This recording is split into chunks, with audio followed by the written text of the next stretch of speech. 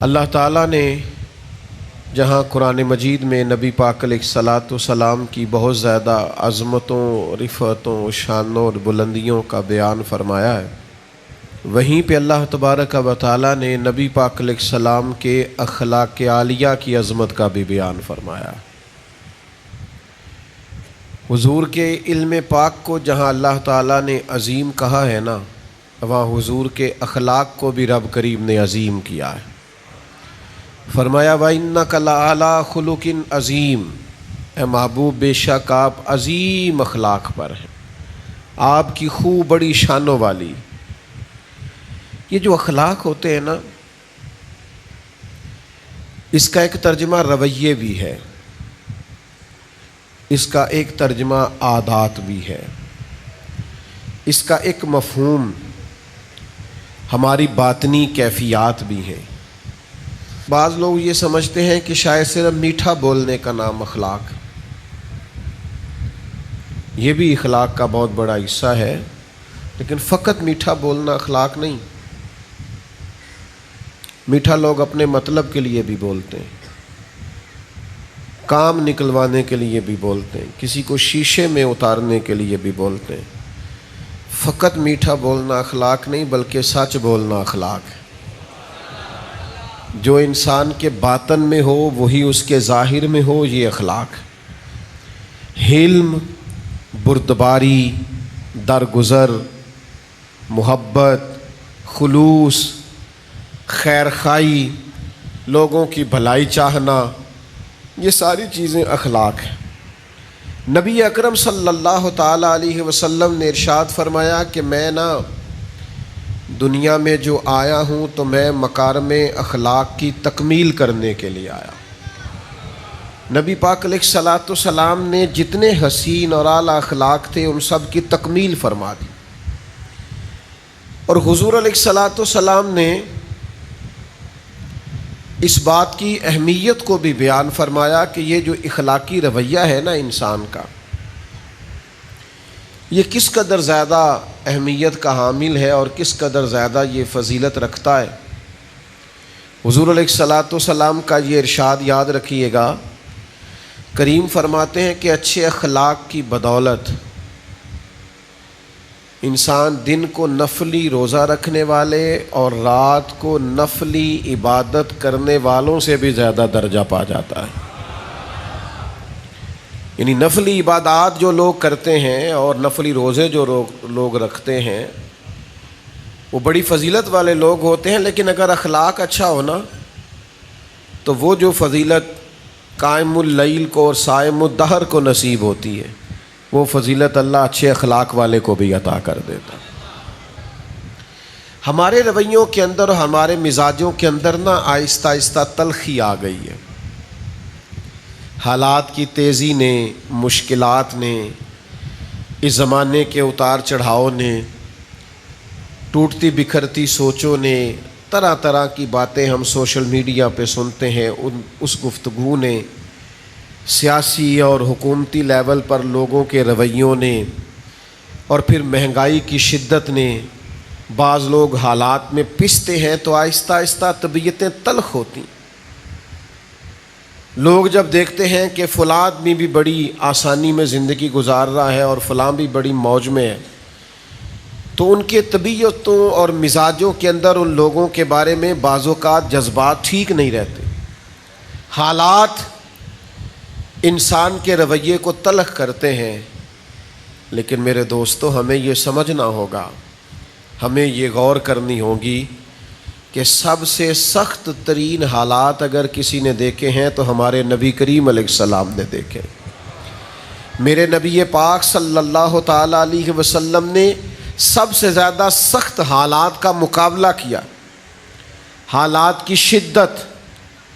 وہ اپنے جو کل تک صادق اور امین کہتے تھے، انہیں جب بتایا کہ میں اللہ کا رسول ہوں تو ان کے رویوں کے اندر تلخی، ان کے لب و لہجے کے اندر شدت، ان کا مخاصمانہ مخالفانہ انداز، اس سب کو محبوب برداشت کرتے، اور اس سب کے ہوتے ہوئے بھی حضور مسکراتے، اس سب کی موجودگی میں بھی نبی پاک علیہ السلام کے چہرہ نور پر مسکراہٹ رہتی۔ آپ کبھی غور فرمائیں نا، مکہ مکرمہ کے 13 سال کیا سخت مخالفت کی کفار نے، پھر حضور مدینہ طیبہ میں آ گئے تو کبھی بدر کی جنگ ہے، کبھی احد کی جنگ ہے، کبھی خندق کا معرکہ ہے، کبھی کافروں کی سازشیں ہیں، کبھی منافقین کی شرارتیں۔ یہ سارے دکھ بھی محبوب نے دیکھے۔ آپ کی ولادت مبارکہ سے پہلے والد گرامی وصال کر گئے۔ عمر مبارک ظاہری طور پر زیادہ بڑی نہیں ہوئی تھی کہ والدہ تشریف لے گئیں۔ دادا پیار کرتے تھے، رخصت ہو گئے۔ محبت کرتے تھے چچا، ایک وقت پر وہ بھی داغ مفارقت دے گئے۔ وفادار اور پیار کرنے والی زوجہ جناب ختیجہ بھی بچھڑیں۔ محبوب نے اپنی شہزادیوں کو بھی اپنے دست مبارک سے مقدس قبروں میں اتارا۔ لیکن صحابہ فرماتے ہیں ان سارے دکھوں کے باوجود ہم نے اتنا مسکراتے ہوئے بھی کسی کو نہیں دیکھا جتنا مدینے والے محبوب مسکرایا کرتے۔ ہم لوگوں نے نا یعنی ایک آدھ تکلیف ہوتی ہے لیکن رویہ اتنا تلخ ہوتا ہے کہ بچوں سے پیار کرنا بھی بھول جاتے ہیں۔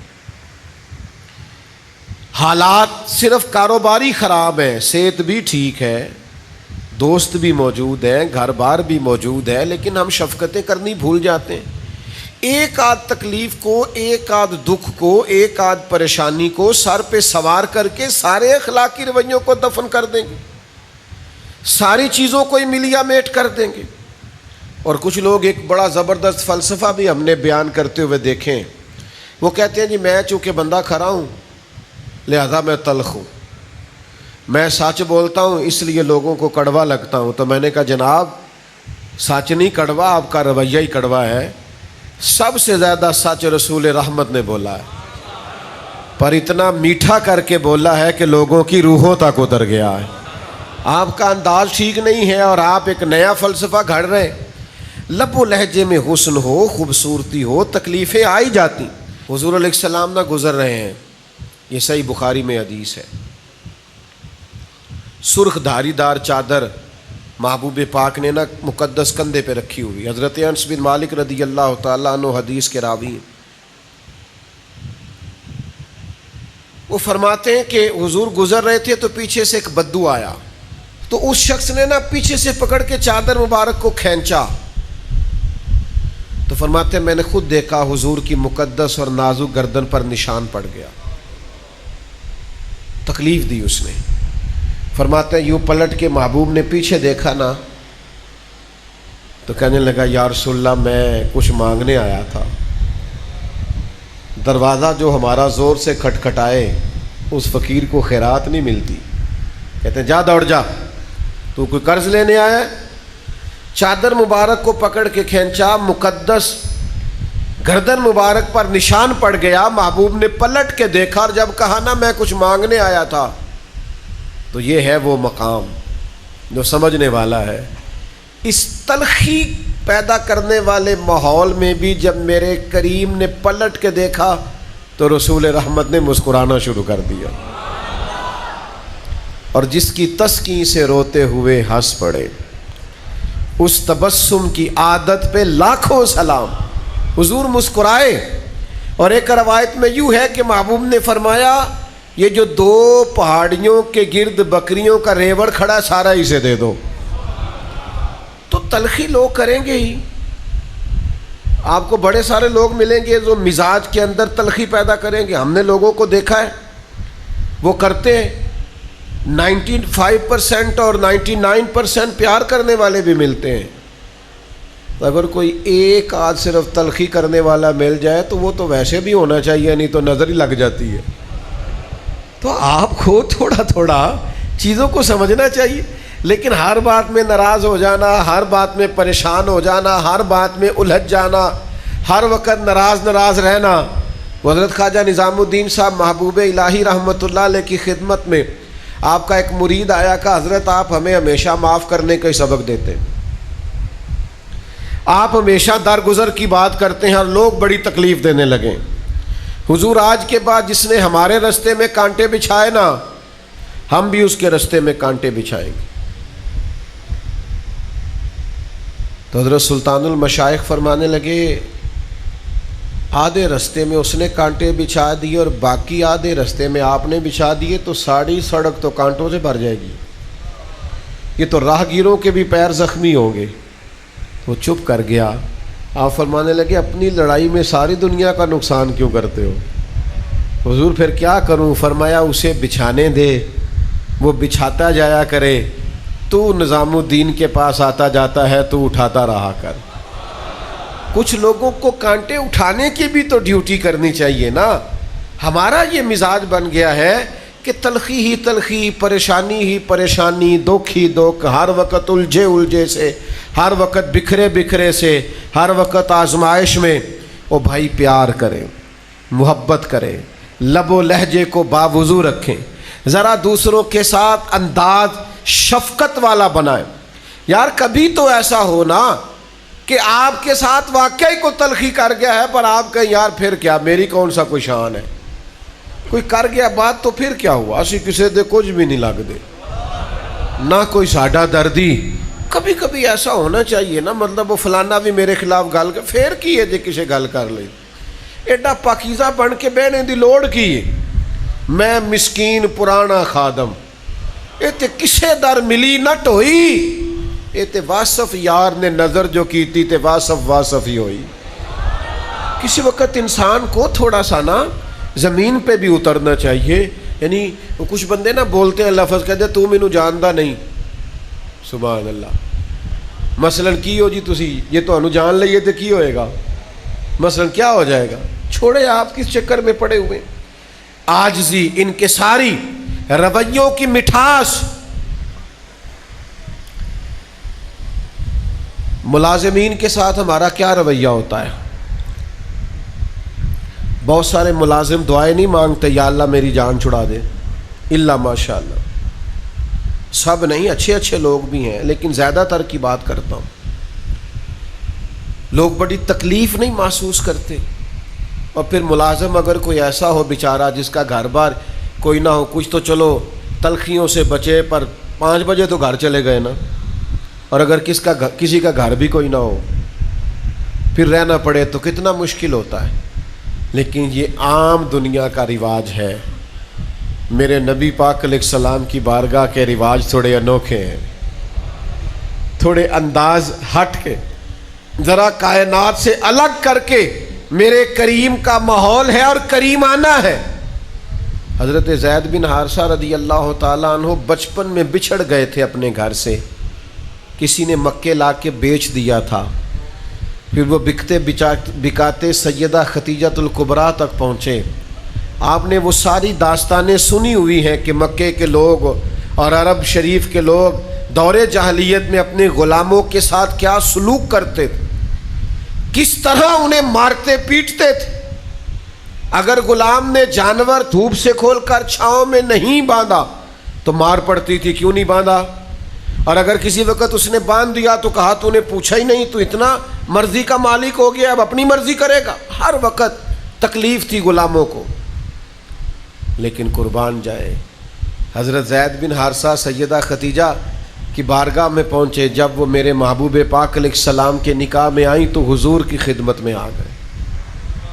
انہوں نے بڑے آقا دیکھے تھے، پر جب آئے نا رسول کریم کے حضور، جب آئے نا نبی پاک کی بارگاہ میں، سرور کہوں کہ مالک و مولا کہوں تجھے، باغ خلیل کا گلے زیبا کہوں تجھے، تیرے تو وصف عیب تناہی سے ہے بری، حیران ہوں میرے شاہ میں کیا کیا کہوں تجھے، میں کیا کیا کہوں تجھے، لیکن رضا نے ختم سخن اس پہ کر دیا، خالق کا بندہ اور خلق کا آقا کہوں تجھے۔ نبی کریم صلی اللہ تعالی علیہ وآلہ وسلم کی خدمت میں آئے، کسی نے نہ پیچھے بتایا ان کے والدین کو، ان کے اعزاء کو، ان کے چچا کو کہ ہم نے تمہارے بیٹے کو دیکھا ہے، وہ مکہ مکرمہ میں ہے، وہ نبی پاک علیہ السلام کی بارگاہ میں ہم نے دیکھا ہے۔ ان کے چچا اور والد نہ قیمت لے کے، جو اس دور میں غلام کی قیمت ہوتی تھی، وہ قیمت لے کے مکے آئے۔ یہ حضور کے اعلان نبوت سے پہلے کا واقعہ بتاتے ہیں سیرت نگار، کہتے ہیں وہ حضور کی بارگاہ میں قیمت لے کے آئے اور عرض گزار ہوئے یہ قیمت لے لے اور ہمارا بیٹا ہمیں دے دے، چچا اور والد۔ نبی کریم مسکرائے، فرمایا میں زید کو بلاتا ہوں، اگر تمہارے ساتھ جانا چاہے تو پیسوں کی ضرورت نہیں۔ چچا نے باپ کی طرف دیکھا اور باپ نے چچا کی طرف دیکھا، بھلا غلامی نہیں چھوڑنا چاہے گا، بھلا گھر نہیں جانا چاہے گا، بچھڑا ہوا نہیں جانا چاہے، یہ کیسے ہو سکتا ہے؟ غلام تو تڑپتے ہیں کہ ہم اپنے گھر جانا چاہتے ہیں، خدام تو ملازمت چھوڑتے ہیں کسی طریقے سے میں نکل جاؤں، لیکن یہ فطرت کا انوکھا انداز اور قدرت کے عجیب رنگ کہ اس زمین نے یہ منظر بھی دیکھا، اس آسمان نے یہ نظارہ بھی کیا کہ میرے کریم نے فرمایا بلاؤ نا زید بن حارثہ کو۔ حضرت زید بن حارثہ آئے تو فرمایا پہچانتے ہو کون ہے؟ یا رسول اللہ میرے والد ہیں۔ پہچانتے ہو کون ہے؟ حضور میرے چچا ہیں۔ ملو نا، دوڑ کے گئے، والد اور چچا سے بغل گیر ہوئے، محبتوں کا تبادلہ ہوا، آنسوؤں سے ایک دوسرے سے ملاقات ہوئی، رنگ ڈھنگ بدل گئے۔ جب تھوڑی دیر کے لیے دل ہلکا ہوا نا تو محبوب فرمانے لگے، وہ کھڑے تھے حضرت زید بن حارثہ اپنے چچا اور والد کے پاس، محبوب فرمانے لگے آپ کے والد اور چچا لینے آئے ہیں، اگر جانا چاہیں۔ ادھر دیکھو یار، اگر آپ جانا چاہیں، حضور نے فرمایا اگر آپ جانا چاہیں تو پابندی کوئی نہیں، جا سکتے ہیں۔ حضرت زید دور کھڑے تھے، دوڑ کے آ کے قدموں میں بیٹھ گئے۔ وہ دیکھو نا بریلی کے امام بولے، کہنے لگے تیرے قدموں میں جو ہے غیر کا منہ کیا دیکھے، کون نظروں پہ چڑھے دیکھ کے تلوا تیرا، اور تیرے ٹکڑوں پہ پلوں غیر کی ٹھوکر پہ نہ ڈال، میں جھڑکیاں کھاؤں کہاں چھوڑ کے صدقہ تیرا۔ کہ یا رسول اللہ ساری باتیں آپ کی ٹھیک ہیں، کریم جو آپ فرمائیں درست ہے، والد بھی آ گئے، چچا بھی آ گئے، پر حضور میں آپ کا دروازہ چھوڑ کے کہیں بھی نہیں جاؤں گا۔ یہ میرے کریم کے اخلاق کی بلندی، کردار کی عظمت، لب و لہجے کا حسن، پیار و رفتگی، شوق، جب تک ہماری طبیعتوں میں یہ مٹھاس پر، وہ کچھ لوگ کہتے ہیں میں گھر جاتا ہوں تو میرے بچے سہم جاتے ہیں، تو میں نے کہا جناب یہ تو آپ نے بڑی عجیب بات بتائی ہے، یعنی بچے باپ سے بھی پیار نہیں کر پاتے، یعنی آپ کے بچے آپ کی چھاتی پر بھی کھیل نہیں سکتے، یہ کیا آپ نے رویہ پایا ہے؟ آپ کے بچے آپ سے بھی پیار نہیں کر پاتے؟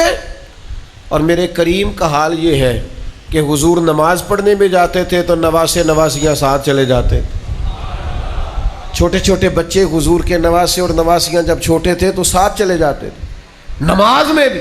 او بھائی، اتنی جلدی رویوں کو تلخ کرنا، ناراض رہنا، پریشان رہنا، ہر وقت شکوے کرنا، ہر وقت دکھ ہی سنانا، کچھ لوگوں کو نا زندگی میں جب بھی تجربہ ہوتا ہے تلخ ہی ہوتا ہے، وہ جب بھی آپ کو بات سنائیں گے کہیں گے یار دنیا بڑی خراب ہو گئی۔ تو میں کہتا ہوں نبی پاک کی اتنی شانوں والی امت ہے، آپ کو اچھے لوگ ہی نہیں مل رہے۔ حضور علیہ السلام نے فرمایا میری امت کبھی گمراہی پر جمع نہیں ہوگی، تو آپ کو خیر والے لوگ ہی نہیں مل رہے۔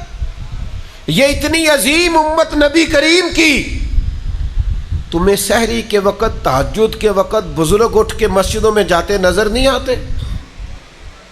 تمہیں جوان جوان سیاہ داڑھیوں والے مسجدوں کی صفوں میں دکھائی دیتے نظر نہیں آتے؟ یہ سیلاب آیا ہے، کس طرح جوانوں کے جذبے ہم نے دیکھے ہیں، لوگ نکلے ہیں، ہم حاضر ہیں، ہمیں بتائیں۔ یہ فلسطین پر ظلم ہو رہا تھا، میرے پاس نوجوان آیا اور رو کے کہنے لگا پیر صاحب بتائیں میں کیا کر سکتا ہوں ان کے لیے، ہر چیز حاضر ہے۔ آپ کو یہ نکھرے ہوئے جذبے نظر نہیں آتے؟ ہر وقت تلخ تلخ باتوں کو یاد کرنا ہے، ہر وقت دکھوں کو یاد کرنا ہے۔ چھوڑو، ہر وقت یہ چیزیں یاد نہیں کرتے، کبھی کبھی سارا کچھ بھول کے یا خدا کی رحمت کو یاد کریں یا مدینے والے کے کرم کو یاد کریں۔ آؤ ادھر آئیں، کرم کی بات ہو، رحمت کی بات ہو، عطا کی بات ہو، فضل کی بات ہو، اللہ تبارک و تعالیٰ کی شانیں درگزر کی بات ہو، مالک کے عطا کرنے کی بات ہو، اور پھر انسان کی توجہ جائے تو کبھی حضور کے حسن و جمال کی بات ہو، کبھی جود و نوال کی بات ہو، کبھی اعلیٰ اخلاق کی بات ہو، کبھی محبوب پاک کے لباس پاک کے سادگی اور حسن اور صفائی کی بات، کبھی دیکھا جائے کہ وہ دیکھیں ایک طرف صدیق اکبر بیٹھے ہیں، ایک طرف فاروق اعظم بیٹھے ہیں، ایک طرف سیدنا عثمان غنی بیٹھے ہیں، ایک طرف مولا علی بیٹھے ہیں، انہی تاروں میں سرداروں میں سج سنور کے بلال حبشی بھی بیٹھے ہیں، صہیب رومی بھی بیٹھے ہیں، عمار ابن یاسر بھی بیٹھے ہیں۔ انہی سرداروں میں بڑے لوگوں میں لوگوں نے دیکھا حضرت عامر بن فہیرہ بھی بیٹھے ہیں، عبداللہ مزنی بھی بیٹھے ہیں۔ یہ چمکتا دمکتا رنگ جب حسن تھا ان کا جلوہ نما، تو دیدار کا عالم کیا ہوگا؟ رکنا ذرا بھلا، میں کیا کہہ رہا ہوں؟ جب حسن تھا ان کا جلوہ نما تو دیدار کا عالم کیا ہوگا؟ جب بن دیکھے فدا ہے ہر کوئی تو دیدار کا عالم کیا ہوگا؟ تو مجھے میرا محبوب نہیں ڈٹھا، اور جب بن دیکھے فدا ہے ہر کوئی، اور سن سن کے صحابہ کی باتیں جب لوگ مسلمان ہوتے تھے، سن سن کے صحابہ، اللہ کرے آپ کو سمجھ آئے بھلا میں کیا کہہ رہا ہوں، سن سن کے صحابہ کی باتیں جب لوگ مسلمان ہوتے تھے، پھر سرور عالم کی یارو گفتار کا عالم کیا ہوگا؟ پھر سرور عالم کی یارو گفتار کا عالم۔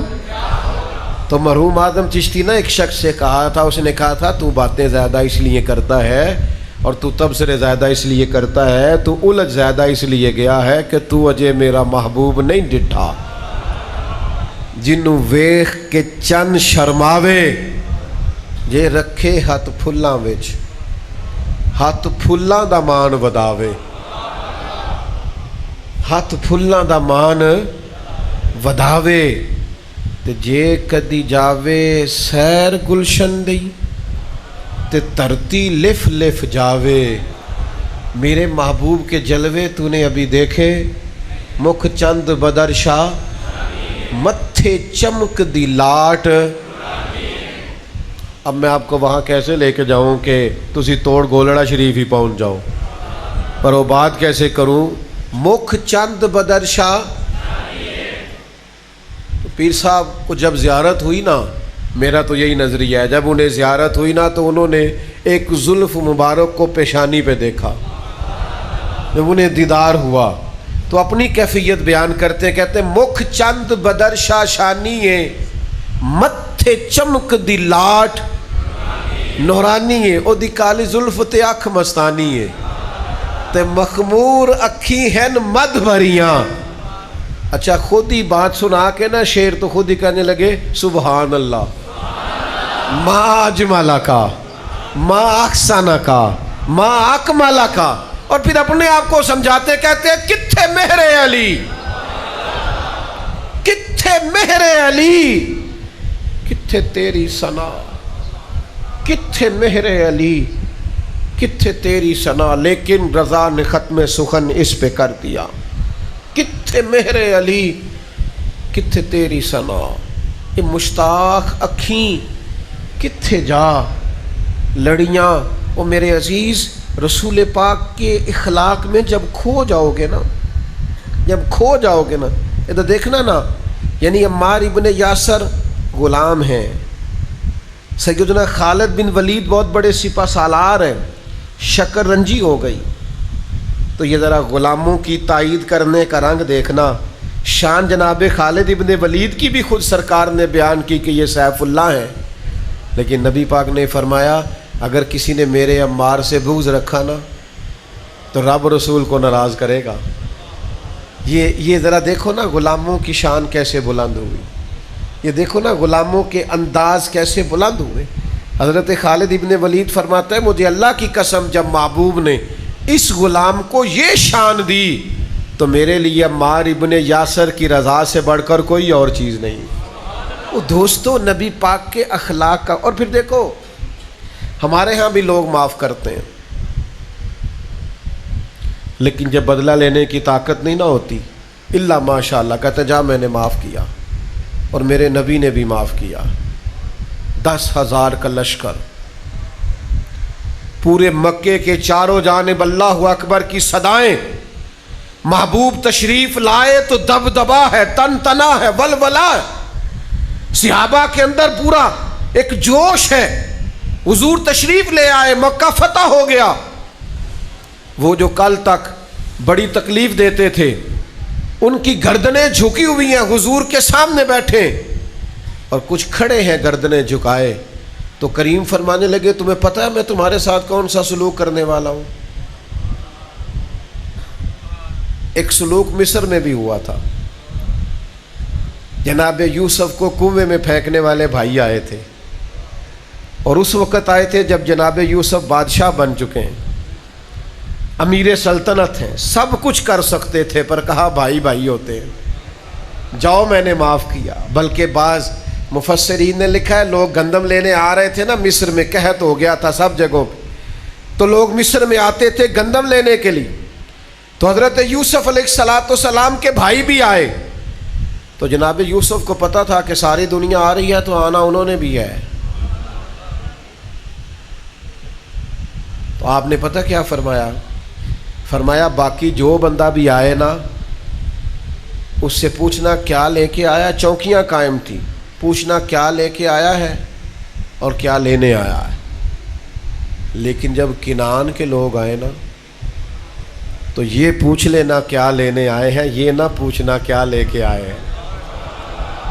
پردہ رکھا، پردہ، بھائیوں کا پردہ.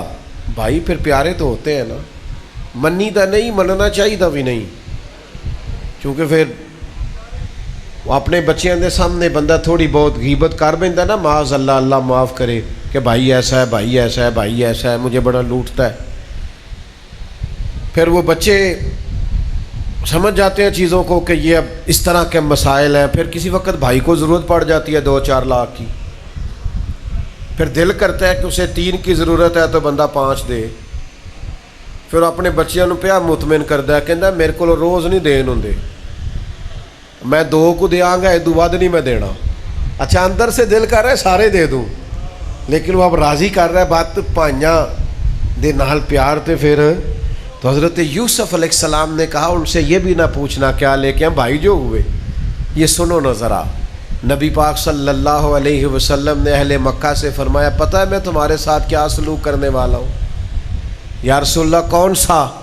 تو نبی کریم فرمانے لگے وہی جو جناب یوسف نے اپنے بھائیوں کے ساتھ کیا، وہی سلوک. جاؤ تم پر کوئی جبر نہیں. میرے دوستو تلخیوں سے نکلو یار، ناراضگیوں سے نکلو. کرو نہ ایک فون اس رشتہ دار کو جس سے ناراض ہو کو، یار جا میں نے معاف کیا، میرے نبی کا میلاد آ گیا ہے، آج کے بعد ہماری دوستی ہے، حضور کا میلاد پاک آ گیا.